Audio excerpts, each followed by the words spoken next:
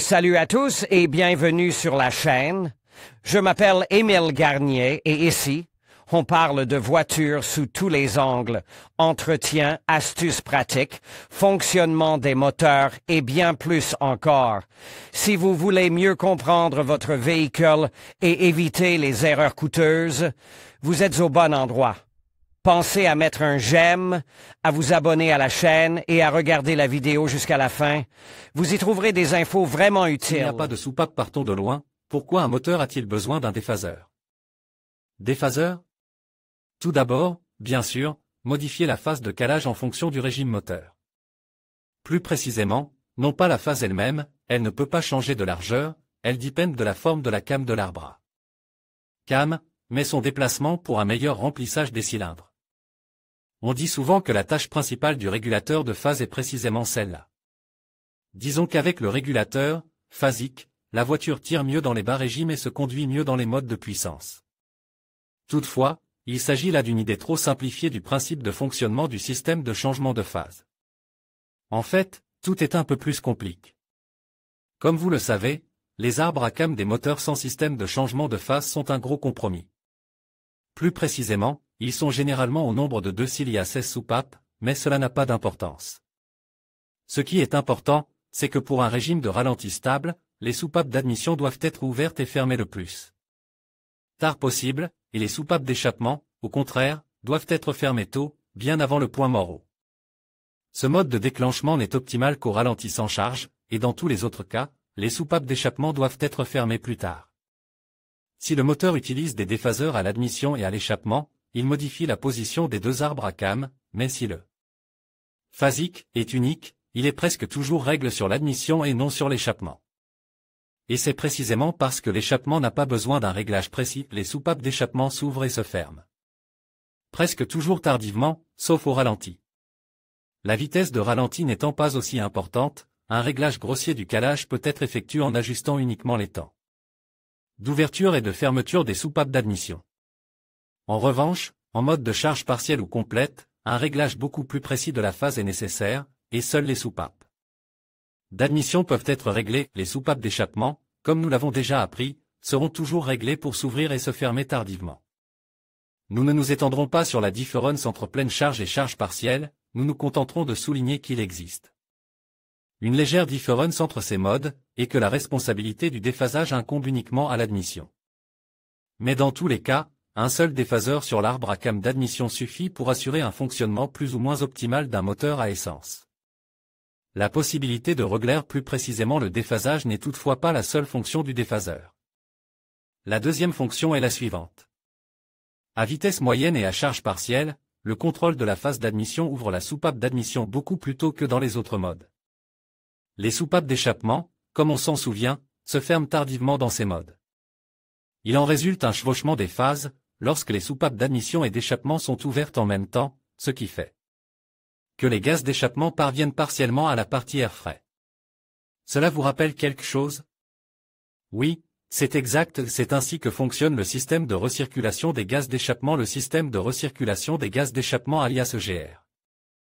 La deuxième tâche du déphaseur est d'organiser la recirculation des gaz d'échappement sur les moteurs qui ne disposent pas d'une vanne EGR physique. Il est important de noter qu'en mode puissance, le déphaseur décalait légèrement l'admission vers une ouverture un peu plus tardive. De ce fait, le recyclage des gaz d'échappement est en quelque sorte désactivé et l'admission d'air frais augmente. Et c'est exactement ce qui est nécessaire dans ces modes.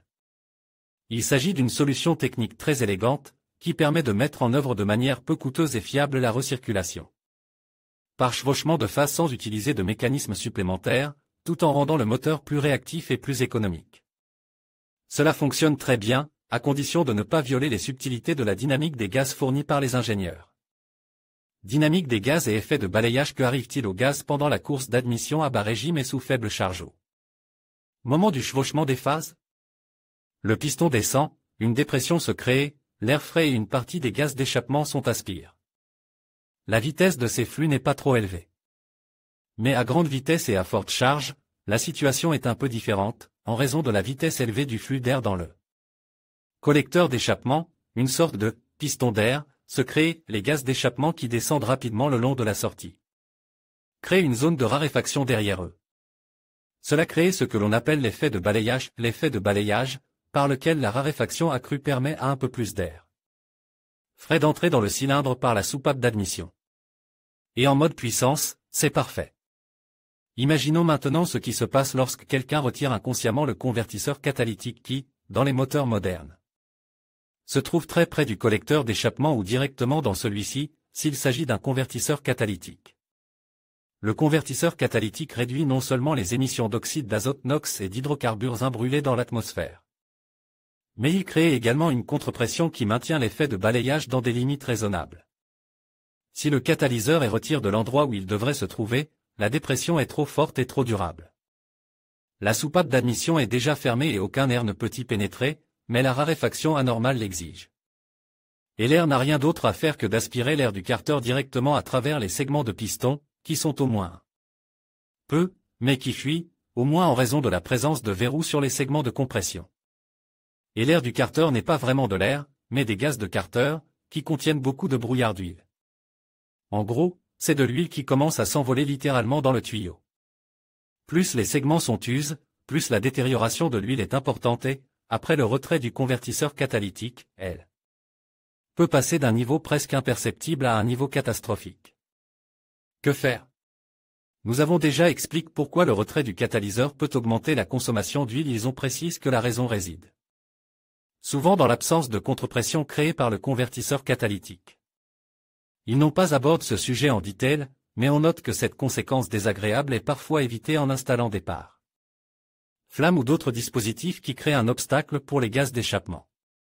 C'est vrai, mais il serait préférable de ne pas installer un pare-flamme, mais un bon pare-flamme réparation d'un catalyseur. Il est tout à fait possible qu'il contribue à éviter la formation d'une accumulation d'huile, et le convertisseur catalytique dit sport, qui a une contrepression plus faible, ne contribuera probablement pas à éviter la formation d'une accumulation d'huile. D'ailleurs, le convertisseur catalytique dit sport, qui a une contrepression plus faible, ne permettra probablement pas d'éviter la formation d'une accumulation d'huile. Et tout irait bien si ce n'était le coût cosmique des bons catalyseurs, qui décourageait toute velléité de les manipuler. Que faire alors? La puce. Si l'on supprime le chevauchement des phases, c'est-à-dire si l'on désactivait la simulation de recirculation sur un bon moteur dont le catalyseur a été retiré, l'effet de balayage disparaît. Et l'accumulation d'huile qui en découle disparaît également. Revenons à ce qui a été dit plus haut, dans les modes de puissance, le phasorégulateur décalait légèrement l'admission vers une ouverture un peu plus tardive, et dans ce cas, il n'y a pratiquement pas de chevauchement de phase. Il n'y a donc pas d'effet de balayage ni d'augmentation de la dépression. Cette astuce fonctionne parfaitement dans la vie réelle pour les préparateurs de puces qui ont bien maîtrisé la théorie et l'ont correctement appliquée dans la pratique. Leur expérience confirme que même sur les moteurs équipés d'un seul déphaseur, les modifications apportées au micro-logiciel permettent de se débarrasser de l'accumulation d'huile après le retrait du catalyseur. À une condition toutefois, le moteur ne doit pas présenter des raflures ou d'autres défauts critiques. S'il est mort, il est trop tard pour le changer. Dans ce cas, seule une réparation sérieuse peut être utile. En conclusion, le chevauchement des phases et l'utilisation de l'air à la place du piston peuvent sembler des défis majeurs pour les moteurs modernes, mais grâce au chip tuning, il est possible d'optimiser ces paramètres pour réduire significativement la consommation d'huile. En ajustant les réglages du moteur, on peut améliorer l'efficacité de la combustion et minimiser les pertes, offrant ainsi une solution efficace et durable. En investissant dans cette technologie, les automobilistes peuvent non seulement prolonger la durée de vie de leur moteur, mais aussi contribuer à une conduite plus écologique. N'hésitez pas à explorer ces options pour tirer le meilleur parti de votre véhicule.